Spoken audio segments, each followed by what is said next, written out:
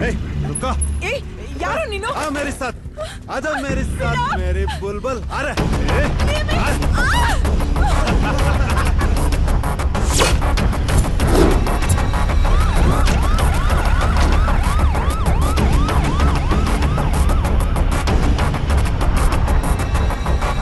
ಇತ್ತೀಚೆಗೆ ಸಿಟಿಯಲ್ಲಿ ಒಂದು ಸಾಫ್ಟ್ವೇರ್ ಹುಡುಗಿ ಮರ್ಡರ್ ಆಗಿರೋ ವಿಷಯ ನಿಮಗೆ ಗೊತ್ತಿರಬಹುದು.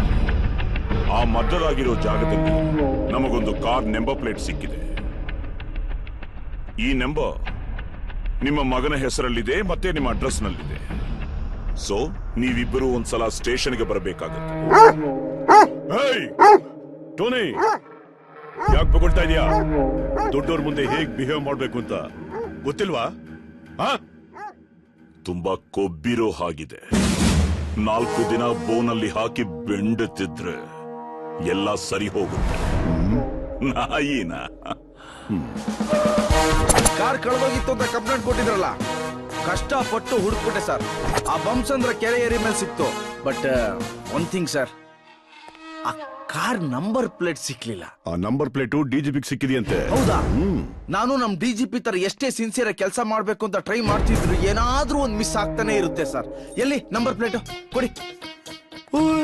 ನೀವೀಗ ಒಂದ್ ಸ್ಟೇಟ್ಮೆಂಟ್ ಕೊಟ್ಬಿಟ್ರೆ ನನಗೆ ಕಾರ್ ಟೆನ್ಷನ್ ಮುಗೀತು. Case close. ಡಿಜಿಪಿ, ನನ್ನೇ ಪೊಲೀಸ್ ಸ್ಟೇಷನ್ ಕರೀತೀಯ? ನನ್ನ ಮುಂದೆ ಪೊಲೀಸ್ನವರು ತಲೆ ಎತ್ಕೊಂಡು ವಾಲ್ಯೂಮ್ ರೈಸ್ ಮಾಡ್ಕೊಂಡು ಮಾತಾಡಿದ್ರೆ ನನ್ನ ಮೈಯಲ್ಲಿ ಬ್ಲಡ್ ಕೊತ ಕೊತ ಅಂತ ಕುದಿಯತ್ತೆ.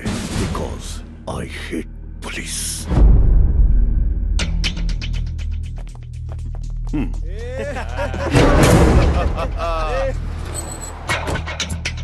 ಮಿಸ್ಟರ್ ಸೂರ್ಯ, ನೀವೆಂಥ ದೊಡ್ಡ ತಪ್ಪು ಮಾಡ್ತಾ ಇದೀರಿ ಅಂತ ನಿಮಗ್ ಗೊತ್ತಾ? ಸುಮ್ನಿರಿ ಸರ್, ನೀವು ನಿಮ್ ಡಿಜಿಪಿ ಜೊತೆ ಸೇರ್ಕೊಂಡು ನ್ಯಾಯ ನೀತಿ ಧರ್ಮ ಅಂತ ಕತೆ ಹೇಳ್ಬೇಡ ಸರ್. ನಿಮ್ ಡಿಜಿಪಿ ಡ್ಯೂಟಿಲಿ ಇದ್ದಾಗ ಹೆಂಡತಿ ಮಕ್ಕಳು ಸತ್ರು ತಲೆ ಕೆಡ್ಸ್ಕೊಳಲ್ಲ. ನನ್ನ ಮಾತು ಕೇಳಿ ಆದಷ್ಟು ಬೇಗ ನೀವು ರಿಯಲೈಸ್ ಆಗಿ ರಿಟೈರ್ ಆಗೋಕ್ಕಿಂತ ಮುಂಚೆ ಚೆನ್ನಾಗಿ ದುಡ್ಡು ಮಾಡ್ಕೊಂಡು ಬೇನಾಮಿ ಆಸ್ತಿ ಮಾಡ್ಕೊಂಡು ಸೆಟ್ಲ್ ಆಗ್ಬಿಡಿ ಸರ್.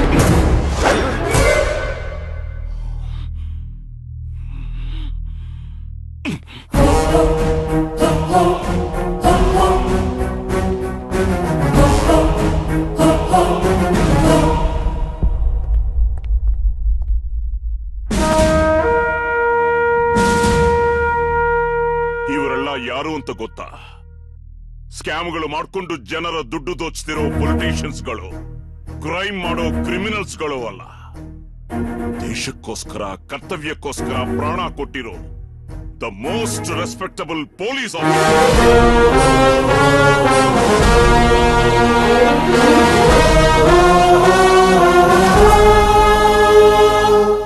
100 ರೂಪಾಯಿ ಕೊಟ್ರೆ ಬೈಕ್ ಬಿಟ್ ಕಳ್ಸೋ ಪೊಲೀಸು, 1000 ಕೊಟ್ರೆ ಕೇಸ್ ಕ್ಲೋಸ್ ಮಾಡೋ ಪೊಲೀಸು ಗಲ್ಲಿ ಗಲ್ಲಿಗೊಬ್ಬರಿರ್ತಾರೆ. ಆದ್ರೆ ಸಿನ್ಸಿಯರ್ ಆಗಿ ಕೆಲಸ ಮಾಡಿ ಡಿಪಾರ್ಟ್ಮೆಂಟ್ಗೋಸ್ಕರ ಪ್ರಾಣ ಕೊಡೋ ಪೊಲೀಸ್ 1000ದಲ್ಲಿ ಒಬ್ಬರಿರ್ತಾರೆ. ಲಂಚ ತಗೊಂಡು ಲುಚ್ಚಾಗಲ್ ತರ 60 ವರ್ಷ ಬದುಕೋದಕ್ಕಿಂತ ಒಬ್ಬರ ತರ ಸಿನ್ಸಿಯರ್ ಆಗಿ 1 ದಿನ ಬದುಕಿದ್ರೆ ಸಾಕು.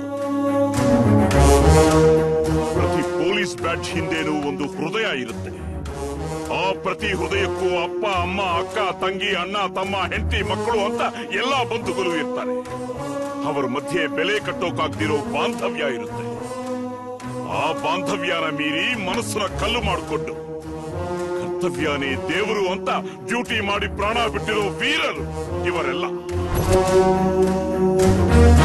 ಈ ಫೋಟೋಗಳ ಮಧ್ಯೆ ನನ್ನ ಫೋಟೋ ಯಾವಾಗ ಬರುತ್ತೆ ಅಂತ ಪ್ರತಿ ದಿನ, ಪ್ರತಿ ನಿಮಿಷ, ಪ್ರತಿ ಕ್ಷಣ ಗರ್ವದಿಂದ ಎದುರು ನೋಡ್ತಾ ಇದ್ದೀನಿ. ನಿಮ್ಮಮ್ಮನ ಸಾವಿಗೆ ನಾನೇ ಕಾರಣ ಅಂತ ದ್ವೇಷಿಸ್ತಾ ಇದೆಯಲ್ಲ, ಅವಳು ನಿನಗೆ ಬರೀ ಅಮ್ಮ ಆಗಿರಬಹುದು, ಆದ್ರೆ ನನಗೆ ಸರ್ವಸ್ವನೇ ಆಗುತ್ತೆ. ನಿನಗೇನು ಗೊತ್ತು? ಹೆಂಡತಿನ ಕಳ್ಕೊಂಡು ಮಗನನ್ನ ದೂರ ಮಾಡಿಕೊಂಡು ನಾನೆಷ್ಟು ಚಿತ್ರಹಿಂಸೆ ಪಟ್ಟಿದ್ದೀನಿ ಅಂತ.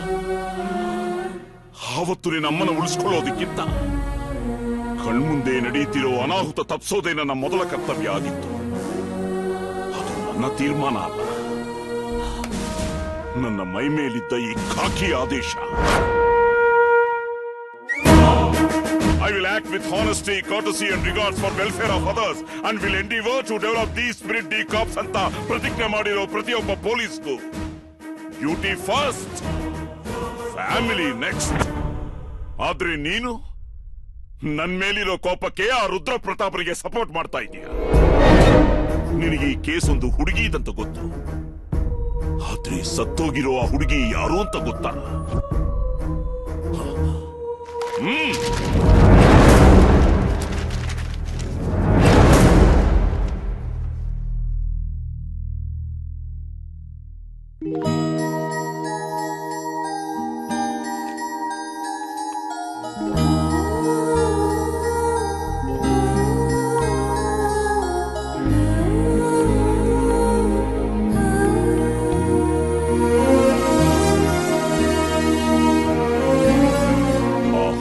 ಸಾಯಿಸಿದ್ದು ಯಾರು ಅಂತ ಗೊತ್ತಾ?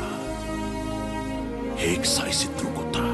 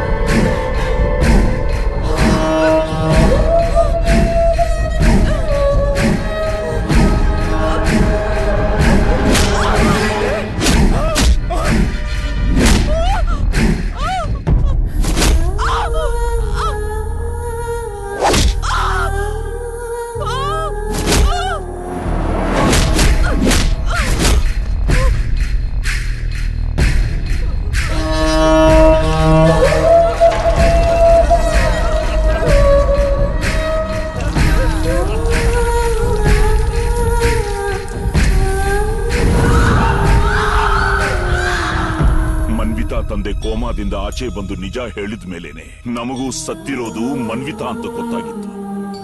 ರೋಡ್ನಲ್ಲಿ ಆಕ್ಸಿಡೆಂಟ್ ಆಗಿ ಸಾಯೋ ಸ್ಥಿತಿಯಲ್ಲಿದ್ರು.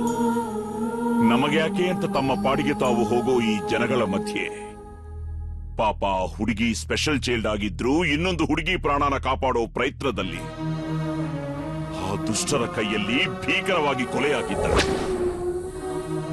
ಆ ರುದ್ರ ಪ್ರತಾಪ್ ಅವನಿಗಿರೋ ಇನ್ಫ್ಲೂಯೆನ್ಸ್ ಇಂದ ಅವನ್ ಮಗ ಮತ್ತೆ ಮಗನ ಫ್ರೆಂಡ್ಸ್ ನ ಕಾಪಾಡಿಕೊಳ್ಳಕ್ಕೆ ಪ್ರಯತ್ನಿಸ್ತಿದ್ದಾನೆ.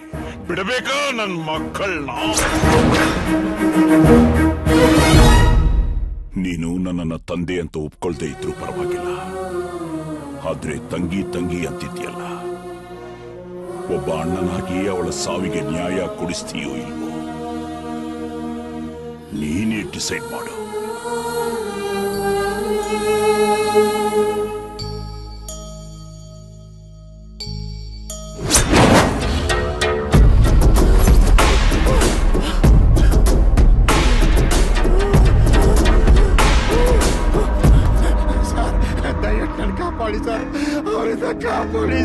ಅವನಿಗೆ ಯಾರು ಅನ್ಕೊಂಡಿದ್ಯಾ?